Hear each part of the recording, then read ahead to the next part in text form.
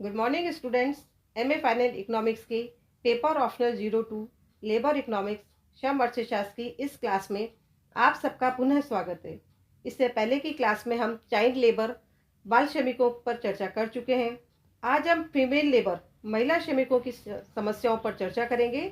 इसके अंतर्गत हम महिला श्रम की अवधारणा, महिला श्रमिकों की समस्याएं, महिला श्रमिकों की सुरक्षा के लिए राजकीय प्रयास और महिला श्रमिकों की स्थिति में सुधार हेतु अन्य सुझावों को समझने का प्रयास करेंगे। सबसे पहले हम महिला श्रम की अवधारणा को देख लेते हैं। आर्थिक क्रियाओं में स्त्रियों द्वारा भाग लेना कोई नई बात नहीं है। सांस्कृतिक विकास के प्रत्येक स्तर पर तथा प्रत्येक प्रकार की अर्थव्यवस्था में स्त्रियों का किसी न किसी रूप में अपना अंशदान अवश्य ही रहा है। पहले महिलाओं की उत्पादन क्रियाएं इसी बात तक सीमित थीं कि वे पुरुषों का कृषि, हाथ के काम, पशुपालन और घरेलू कार्यों में सहायता करें। परंतु औद्योगिकरण, नारी शिक्षा व बड़े पैमाने के उत्पादन के प्रारंभ होने से अधिक महिलाओं ने लाभप्रद रोजगार क्षेत्र में प्रवेश किया है। श्री वीवी गिरी ने उचित ही लिखा है कि यदि उद्योगों में काम करने वाली स्त्रियों की संख्या कम है तो इसका ये कारण नहीं कि भारत में स्त्रियां उद्योग में काम करना नहीं चाहती, बल्कि केवल इस कारण कि देश में औद्योगिकरण में अभी पर्याप्त प्रगति नहीं हो पाई और अब भी लाखों पुरुषों को रोजगार देना बाकी है।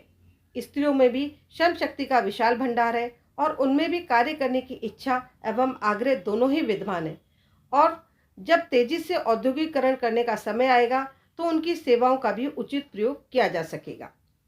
अब हम महिला श्रमिकों की क्या समस्या है इनको देख लेते हैं। यद्यपि विभिन्न उद्योगों में महिला श्रमिकों की समस्याएं अलग अलग हैं, किंतु कुछ प्रमुख समस्याएं निम्नलिखित हैं। पहला है मजदूरी की समस्या। महिला श्रमिकों की सबसे महत्वपूर्ण समस्या यह है कि उन्हें पुरुष श्रमिकों की अपेक्षा समान कार्य करने के लिए कम मजदूरी दी जाती है। भारतीय संविधान की धारा 39 द के अनुसार समान मूल्य के कार्य के लिए स्त्रियों और पुरुषों को मजदूरी समान दी जानी चाहिए, परंतु व्यवहार में महिलाओं को कम वेतन मिलता है। प्राय ये देखा गया है कि महिलाओं को घंटे के हिसाब से या जितना काम उतनी मजदूरी के आधार पर रखा जाता है। उद्योगपति अपने स्वार्थ की सिद्धि के लिए स्त्री श्रमिकों को काम पर लगाते हैं, क्योंकि वे जानते हैं कि इन स्त्रियों की मजबूरी व अज्ञानता से फायदा उठाकर कम से कम मजदूरी पर अधिक से अधिक काम उनसे लिया जा सकेगा। प्राय महिलाओं की उत्पादकता कम होती है और उनको मातृत्व व अन्य लाभ देने होते हैं। उनको कार्य की विशेष सुविधाएं देनी पड़ती हैं, इसलिए उद्योगपति महिलाओं को कम मजदूरी देते हैं। उद्योगपतियों का ये मनोभाव महिला श्रमिकों के लिए एक समस्या बन गया है। स्त्रियों को कम मजदूरी मिलने के कई कारण हैं। उसमें से पहला है कार्य शक्ति में कमी। स्त्रियों की शारीरिक और मानसिक कार्य क्षमता कम होती है, जिसके कारण उनकी उत्पादन शक्ति भी कम रहती है और उन्हें मजदूरी भी कम मिलती है। संगठन का अभाव। पुरुषों की तरह स्त्री संघ का संगठन कम होता है, जिससे उनमें मोल भाव करने की शक्ति भी बहुत कम पाई जाती है, फलते मजदूरी नीची रहती है। नेक्स्ट है प्रशिक्षण का अभाव। स्त्रियों में समान रूप से शिक्षा एवं प्रशिक्षण का अभाव रहता है, जिससे उन्हें पुरुषों की अपेक्षा कम मजदूरी मिलती है। नेक्स्ट है गतिशीलता का अभाव। औसत रूप में पुरुषों की तुलना में स्त्रियां अपने घर से दूर जाकर काम करना पसंद नहीं करती, अतः स्थानीय व्यवसाय में इनकी मांग की अपेक्षा पूर्ति अधिक होने के कारण भी इनकी मजदूरी कम रहती है। नेक्स्ट है स्त्रियां कम मजदूरी पर कार्य कर सकती हैं। स्त्रियों की भौतिक आवश्यकताएं कम होती हैं और सामान्य रूप से उनके ऊपर आश्रितों की संख्या भी कम होती है, जिसके कारण उनका काम कम मजदूरी में चल जाता है। नेक्स्ट है व्यवसाय की उपयुक्तता। स्त्रियां केवल कुछ व्यवसाय में गिने चुने कार्य कर सकती हैं।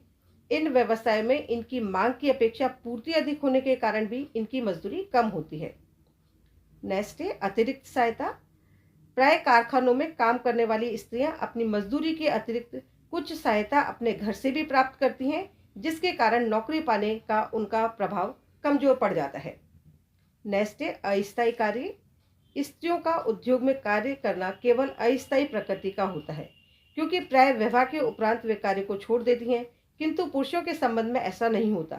अस्थायी श्रम सदा ही कम मजदूरी पाता है। नेक्स्ट है स्त्रियों की नियुक्ति में अधिक लागत। जब सेवा योजक स्त्रियों को नियुक्ति करता है तो उसे अधिक लागत व्यय का भार सहन करना पड़ता है, क्योंकि स्त्रियां अधिक व शीघ्र अस्वस्थ हो जाती हैं तथा कार्य एवं फैक्ट्री कानून के अंतर्गत स्त्रियों पर विशेष खर्च जैसे मातृत्व लाभ देना पड़ता है।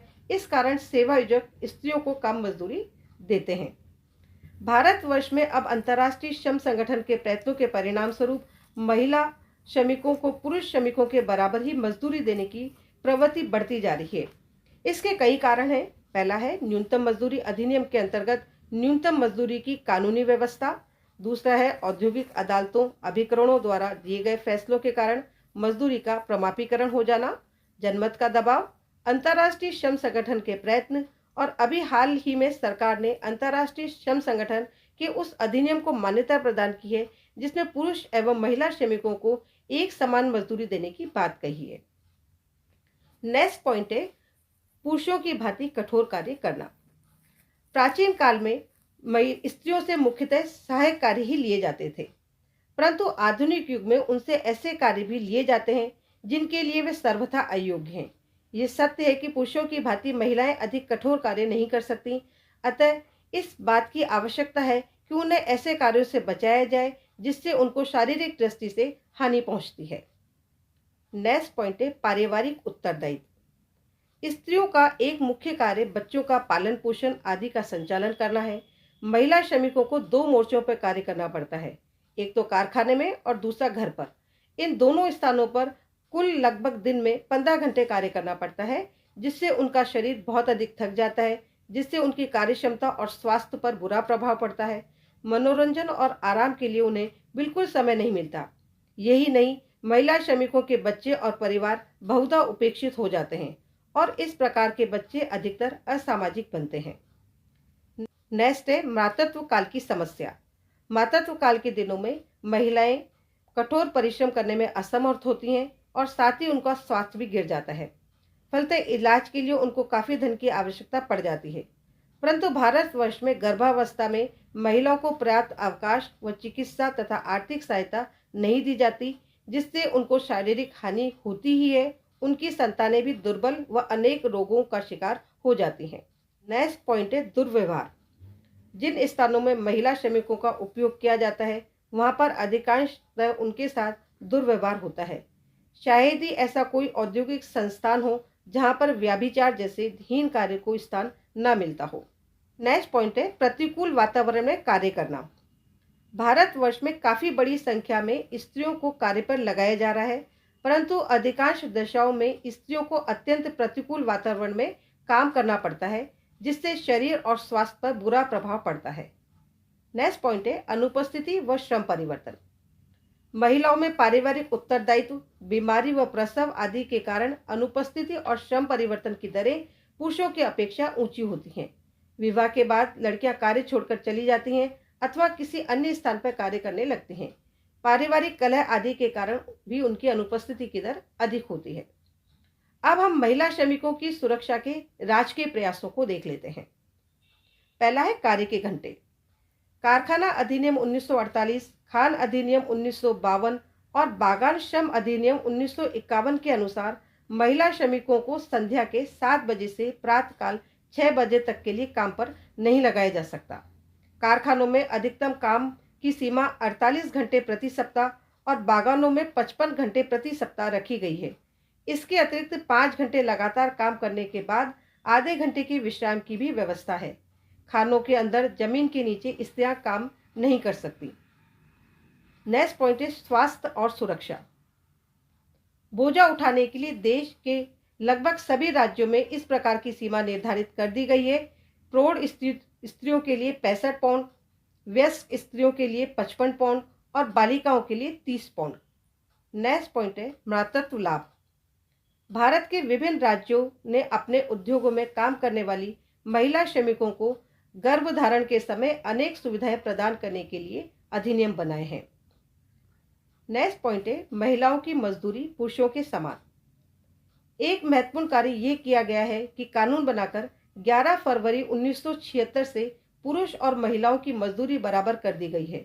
मजदूरी की दृष्टि से पुरुषों और महिलाओं में भेद नहीं किया जा सकता, परंतु इस अधिनियम से एक आशंका यह है कि महिलाओं को काम मिलने में और कठिनाई हो जाएगी, क्योंकि उनको विशेष सुविधाएं देनी होती हैं और उनकी उत्पादकता पुरुषों से कम होती है। अतः उद्योगों में महिलाओं की उपेक्षा की जा सकती है। नेक्स्ट पॉइंट है स्नानादि की पृथक व्यवस्था। कारखानों, खानों और बागानों आदि उद्योगों में ये प्रावधान है कि स्त्रियों के लिए शौचालय, स्नानागार, विश्रामागार आदि की अलग व्यवस्था होनी चाहिए। नेक्स्ट पॉइंट है श्रम कल्याण। राज्य सरकारों ने बड़े बड़े औद्योगिक नगरों में माता एवं शिशु कल्याण केंद्र खोले हैं, जहां महिलाओं की चिकित्सा, मनोरंजन और प्रशिक्षण आदि की व्यवस्था है। उद्योगों ने भी महिलाओं के लिए कल्याणकारी किया है। नेक्स्ट पॉइंट है खतरे का काम करना।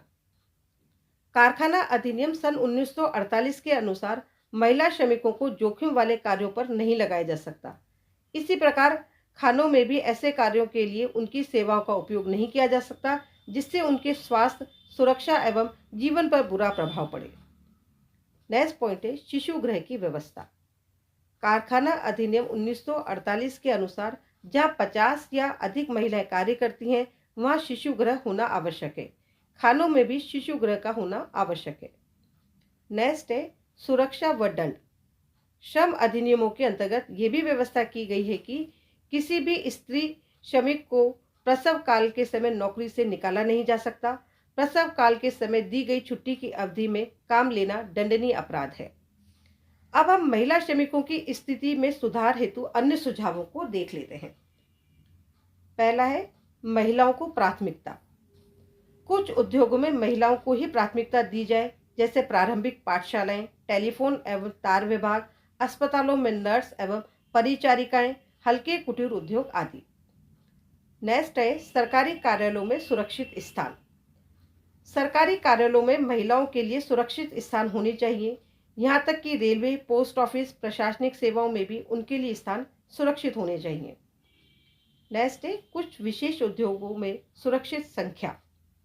कुछ उद्योगों में महिला श्रमिकों की एक सुरक्षित संख्या होनी चाहिए। फैक्ट्री, खादान, बैंक, बीमा, बागान इत्यादि में एक निश्चित संख्या या प्रतिशत में महिला श्रमिक होनी ही चाहिए। नेक्स्ट है प्रसूति काल में सुरक्षा। प्रसूति काल के समय महिलाओं को सुरक्षा प्रदान की जानी चाहिए। उनको कार्य से हटाना एक दंडनीय अपराध घोषित होना चाहिए। उनके निरीक्षण के लिए विशेष व्यवस्था की जाए। उनके लिए वैधानिक सुविधाएं हों और उसका निरीक्षण किया जाए। नेक्स्ट है कल्याण गृह की व्यवस्था। प्रत्येक संस्थान में शिशु गृह, शिशु कल्याण गृह, महिला कल्याण गृह आदि की व्यवस्था होनी चाहिए। यदि उद्योगों में इतनी क्षमता नहीं है तो सरकारी अनुदान दिया जाए। एक स्थान के कई उद्योगों को मिलाकर भी इस प्रकार की सुविधाओं की व्यवस्था की जा सकती है। नेक्स्ट है आवास की पर्याप्त व्यवस्था। महिला श्रमिकों के लिए आवास की पर्याप्त व्यवस्था होनी चाहिए, तभी स्थायी श्रम शक्ति का विकास हो सकता है। इसके अभाव में महिला श्रमिकों का नैतिक पतन होता रहेगा, जो न केवल उद्योग के लिए बल्कि संपूर्ण राष्ट्र के लिए विष का काम करेगा। नेक्स्ट पॉइंट है परिवार नियोजन का प्रचार। महिला श्रमिकों में परिवार नियोजन का प्रचार करने के लिए जिन महिलाओं को मातृत्वकालीन लाभ न दिया गया हो, उन्हें विशेष बोनस दिया जाना चाहिए। निष्कर्ष के रूप में हम ये कह सकते हैं कि भारतवर्ष के भावी औद्योगिक विकास में स्त्रियों के महत्व को हमें भूल नहीं जाना चाहिए। औद्योगिक विकास की जो भी नीति बनाई जाए, उसमें महिलाओं का स्थान स्पष्ट रूप से निश्चित किया जाना चाहिए। जैसा कि गिरी ने कहा है कि ये प्राचीन धारणा कि महिलाओं को केवल स्वास्थ्य और घर की देखभाल करनी चाहिए, ये धीरे धीरे समाप्त हो रही है और आज देश की जनशक्ति का अनुमान लगाने में महिलाओं की सेवाओं पर बराबरी से ध्यान दिया जाता है। संयुक्त राष्ट्र संघ द्वारा 1975 वर्ष अंतर्राष्ट्रीय महिला वर्ष घोषित किया जाना, भारत सरकार द्वारा नियुक्त committee on status of women की रिपोर्ट तथा जून 1975 में मैक्सिको में अंतर्राष्ट्रीय सम्मेलन का होना इस संबंध में महत्वपूर्ण है। इस प्रकार आज हमने महिला श्रमिकों की समस्या शीर्षक के अंतर्गत महिला श्रम की अवधारणा, महिला श्रमिकों की समस्याएं, महिला श्रमिकों की सुरक्षा के लिए राजकीय प्रयास और महिला श्रमिकों की स्थिति में सुधार हेतु अन्य सुझावों को समझने का प्रयास किया। अगले लेक्चर में हम औद्योगिक विवादों को निपटाने के उपायों पर चर्चा करेंगे। थैंक यू, धन्यवाद।